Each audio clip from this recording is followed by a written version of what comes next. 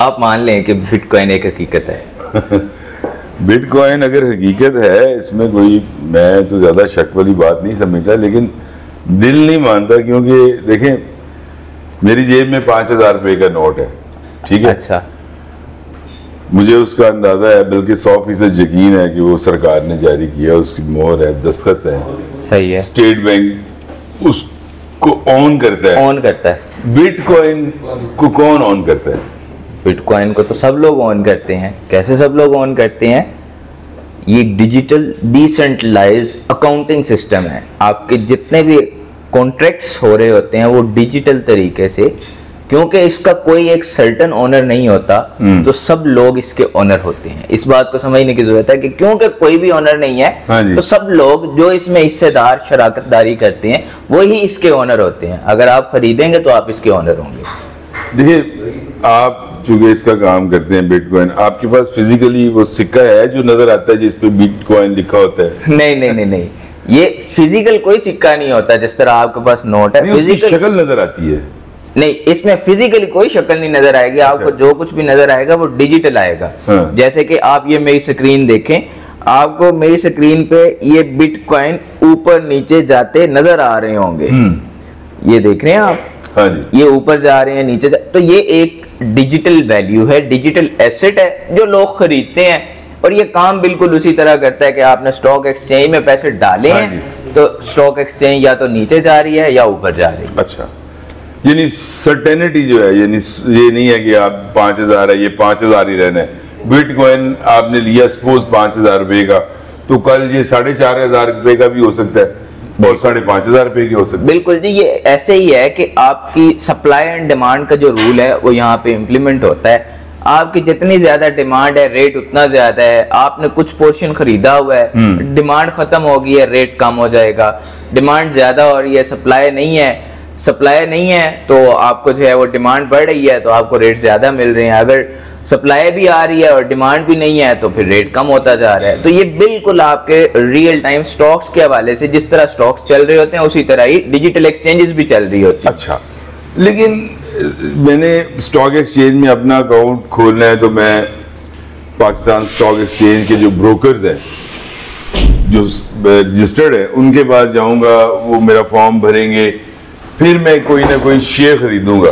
बिल्कुल। तो इसकी ओपनिंग के लिए क्या तरीकाकार है? अच्छा, इसमें जिस तरह आप पाकिस्तान स्टॉक एक्सचेंज में अकाउंट खुलवाने के लिए किसी ब्रोकर के पास जाते हैं, इसी तरह डिजिटल करेंसीज के भी काफी ब्रोकर्स जो हैं वो मार्केट में मौजूद हैं। तो वो देखें, फिर बात तो वही आ गई कि वो भाग जाएं। क्या कभी पाकिस्तान स्टॉक एक्सचेंज वाले ब्रोकर्स आपका अकाउंट खोल के भागे हैं? कभी कभार भाग भी जाते हैं। कोई बात नहीं, तो यहाँ पे भी कभी कभार ही भागेंगे ना, नहीं भागते। अच्छा जी। क्योंकि इसके पीछे एक सर्टेन रेगुलेशंस का सेट जो है वो मौजूद होता है। जिस तरह आप आरिफ हबीब के साथ आपने अकाउंट खुलवाया, तो आपने उनसे कोई सिक्योरिटी उनको जमा करवाई है, और उन्होंने वो सिक्योरिटी जो है वो सिक्योरिटीज एंड एक्सचेंज कमीशन में जमा करवाई है, तभी वो एक्सचेंज के ब्रोकर बने, वरना वो बन नहीं सकते ना। तो इसी तरह जब आप डिजिटल करेंसीज के लिए कोई भी एक्सचेंज यूज करते हैं, ब्रोकर यूज करते हैं, तो वो भी एक सर्टेन लॉज जो है, रिसेंटली ETF हुआ है। ETF एक इवेंट था कि रूल्स एंड रेगुलेशंस के अकॉर्डिंगली एक्सचेंजेस का ओपन होना, एक्सचेंजेस के ऊपर उन रूल्स एंड रेगुलेशंस का इंप्लीमेंट होना। ETF यही तो है। तो रिसेंटली ETF अप्रूव हुआ है। USA ने कहा है कि जी अगर आप ये रेगुलेशंस फॉलो करते हैं, जिसमें एंटी मनी लॉन्ड्रिंग है, जिसमें आपके एंटी टेररिस्ट जो है वो फंडिंग है, ये सारी चीजें शामिल है, तो इसके बाद आप एक्सचेंज ओपन कर सकते हैं। अब हमारी टोटल जो पाकिस्तान स्टॉक एक्सचेंज की टोटल वैल्यू है, शायद उसके थाउजेंड्स ऑफ % ज्यादा वैल्यू जो हमारी एक्सचेंजेस डिजिटल करेंसीज को डील कर रही हैं, उससे थाउजेंड्स ऑफ एक्स ज्यादा हैं, थाउजेंड्स ऑफ % ज्यादा हैं इन टर्म्स ऑफ कैपिटल। चलिए, ये तो आप टेक्निकली जो कुछ फरमा रहे हो बिल्कुल ठीक कह रहे हो। अब मसला तो ये है कि एक सर्टन एज ग्रुप जो आपका है जी, 2010 में मैंने गालिबन पहली दफा नाम सुना था बिटकॉइन का। आज 14 साल हो गए हैं, तो वो तो खैर थोड़ा ज्यादा कन्विंस है, लेकिन जो पुराने लोग हैं वो अभी इसको नहीं मान रहे। आप क्या समझते हैं कि ये बिटकॉइन खरीदना आपके लिए फायदेमंद है? और अगर जब मुझे जरूरत पड़ जाएगी, सबसे जरूरी बात जो है, तो मेरे पैसे मुझे वापस कैसे मिलेंगे? अच्छा, इसका ना मैं आपको बता देता हूँ कि 2010 में आपने अपना जो है बिटकॉइन का नाम सुना था, क्या उस टाइम आपके पास कोई, आपने किसी शेयर कंपनी में कोई शेयर खरीदे हुए थे उस टाइम? जी खरीदे हुए थे जी। उस टाइम आपने शेयर्स भी खरीदे हुए थे, लेकिन उस टाइम अगर आपने बिटकॉइन खरीदा होता तो आज सूरत हाल बिल्कुल मुख्तलिफ होती। आप मेरी, जिस तरह मैं अभी बिटकॉइन को एडवोकेट कर रहा हूँ, शायद उस टाइम पे, इस टाइम पे आप जो है वो इसको एडवोकेट कर रहे होते कि मैंने 2010 में खरीदा था, जिस टाइम उसकी वैल्यू थी 2000 यूएसडी या 200 यूएसडी, और अब उसकी वैल्यू है 70,000 यूएसडी ऑन एवरेज।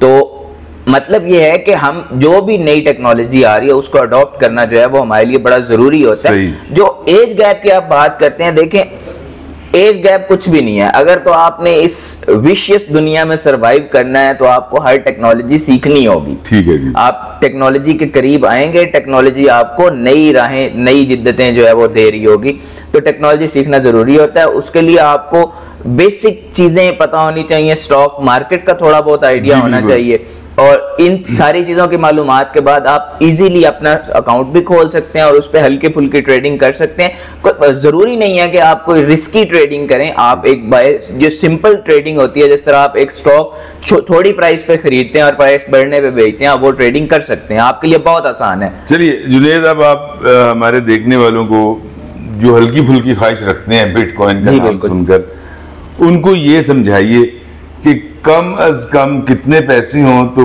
बिटकॉइन का कितना हिस्सा आप खरीद सकते हैं, और दूसरा उसको खरीदने का तरीकाकार सेफ एंड साउंड, वो वाला कौन सा? बिल्कुल, बड़ा मजे का आपका सवाल है जी। मैं बताता हूं आपको कि बिटकॉइन जो है ना, कम से कम इन्वेस्टमेंट जो मैं आपको समझता हूं कि अगर आप इसमें इंटरेस्टेड हैं और आपको करना चाहिए, तो एटलीस्ट आप अपनी वो अमाउंट जो आप समझते हैं कि मैंने सेविंग नहीं करनी और मैंने इस 5000 को किसी ऐसी जगह पर इस्तेमाल करना है जिससे मुझे शायद कोई फायदा हो, वो आप सेविंग के बाद वाली जो अमाउंट है वो आप यूज कर सकते हैं, चाहे वो आपके 5000 हो, चाहे वो 10,000 हो।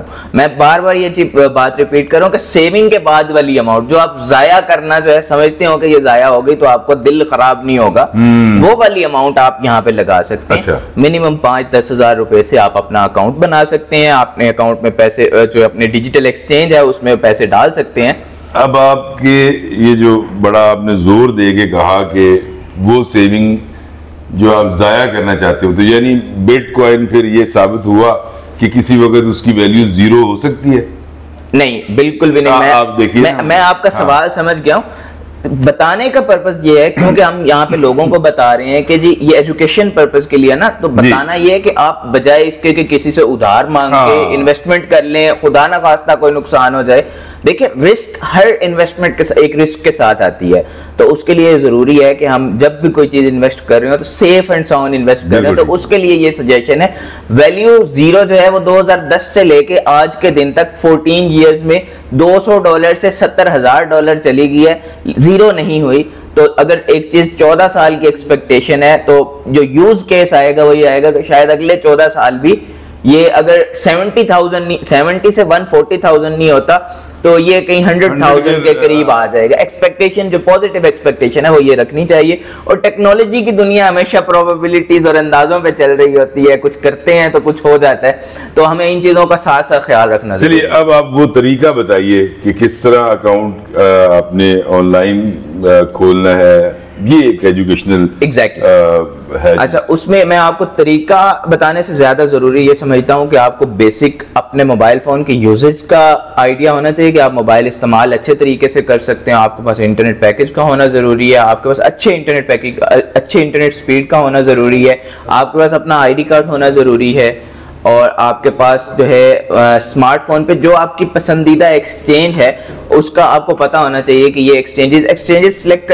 करना जरूरी होता है कि कुछ एजेंट्स ज्यादा कमीशन ले रहे होते हैं, कुछ कम ले रहे होते हैं, तो आपने अच्छी एक्सचेंज सिलेक्ट करनी है, उसका इंतखाब करें। उसके बाद आपने वो एक्सचेंज हमने ढूंढनी कहाँ से है? अच्छा, उसमें ये होता है कि आप अगर अपने प्ले स्टोर में जाते हैं तो वहां पे आपके पास एक्सचेंजेस की एक लिस्ट आ रही होती है। आप गूगल भी कर सकते हैं, बिल्कुल बेसिक गूगल है कि जी टॉप 10 एक्सचेंजेस फॉर क्रिप्टो या top 10 exchanges for digital trading. तो आप वो सर्च कर लें, सर्च करने के बाद आप इजीली अपना अकाउंट बनाएं। बिल्कुल ऐसे ही अकाउंट बनता है जिस तरह आप अपना जीमेल का अकाउंट बनाते हैं, शायद उससे भी आसान, लेकिन आपसे तमाम लीगल डॉक्यूमेंट्स, आपका आईडी कार्ड, आपका एड्रेस, ये चीज़ें ली जाती हैं ताकि आपका अकाउंट बने और उसके बाद आप ट्रेडिंग स्टार्ट कर सकें। वो अकाउंट जब बनता है तो उसको वेरीफाई भी किया जाता है? जी बिल्कुल, उसको आप वेरीफाई करने के लिए वो आपको वीडियो कॉल करते हैं, आपकी पिक्चर लेते हैं, वो आपके जो आईडी कार्ड के ऊपर पिक्चर है या एड्रेस है उसको आपके साथ रियल टाइम पे वीडियो कॉल करके मैच भी करते हैं, ताकि ये ना हो कि कोई जो इंसान मौजूद ही नहीं है वो अकाउंट बना के तो ट्रेडिंग कर रहा हो। तो ये सिक्योरिटी के लिए। उसके बाद फिर आप जो है अकाउंट वेरीफाई होने के बाद पैसे जो है आप, मैंने 5,000 रुपए का बिटकॉइन खरीदना है तो 5,000 रुपया मैं किसको जमा कराऊंगा? अच्छा, उसमें ये होता है कि उसी एक्सचेंज के ऊपर मल्टीपल ब्रोकर्स बैठे होते हैं जो पैसों का लेन देन, डिजिटल एसेट्स का नहीं, बिटकॉइन का नहीं, जो पैसों का लेन देन कर रहे होते हैं। सही। वो जो पैसों का लेन देन होता है उसके लिए ब्रोकर्स बैठे होते हैं। एक्सचेंज बड़े आसान तरीके से आपको ब्रोकर्स की तरफ मोड़ती है कि आप ब्रोकर्स के पास से जाके अपने पैसों के बदले वो डिजिटल, पहले तो अपने पैसों के बदले आप डिजिटल पैसे लेते हैं और फिर उन डिजिटल पैसों के बदले में आप डिजिटल करेंसी लेते हैं जो कि बिटकॉइन या किसी और कॉइन की सूरत में हो सकती है। तो ये एक बड़ा डिफाइंड प्रोसेस होता है, बड़े अच्छे तरीके से कोई भी शख्स जो थोड़ी सी भी दिलचस्पी रखता है वो कर सकता है। अच्छा, अब यानी इस सारी हमारी डिबेट से ये तय पाया कि हमारे पास वो पैसे जो हमारी सेविंग है जी, जिसका हमने मुस्तकबिल करीब में कोई इस्तेमाल नहीं करना। Exactly, आपने बहुत खूबसूरत बात की कि मुस्तकबिल करीब में आपको उसकी कोई जरूरत नहीं है और वो सेविंग है, वो सेविंग है, उसका हम बिटकॉइन ले लें जी, भले वो कितने ही पैसे हैं जी, तो वो फिर with the passage of time, जैसे 14 सालों में बात आसमान तक पहुंच गई, पहले हो सकता है कि अगले 10 सालों में जिस तरह आपका दूसरे आसमान पे पहुंच, जिस तरह आपका दूसरा गोल चक्कर है उसके आगे पार्क व्यू में तीसरा गोल चक्कर बन गया, हो सकता है कि आप वो थोड़ा सा लेंगे तो वो तीसरे गोल चक्कर या तीसरे आसमान वाली साइड पे कोई ना कोई चीज चली जाए। तो रिस्क लेना जो है वो जरूरी है। मैं समझता हूँ कि जब भी आप रिस्क लेते हैं उसके साथ आपको बहुत कुछ सीखने को मिलता है। नो रिस्क नो गेन, आपने सुना होगा जी। एनीहाउ सर, बिटकॉइन बड़े तहफ्फुज़ात बड़े अरसे से मेरे जहन में भी थे, तो ये नौजवान जुनेद जो है इसका काम कर भी रहा है और ये हमेशा मुझे भी कन्विंस करता है कि ये अच्छी चीज़ है। आपको भी अच्छा लगे तो ज़रूर ज्वाइन कीजिए। अगर कोई सवाल हो तो वो आप मुझसे या जुनेद से कर सकते हैं। Thank you very much.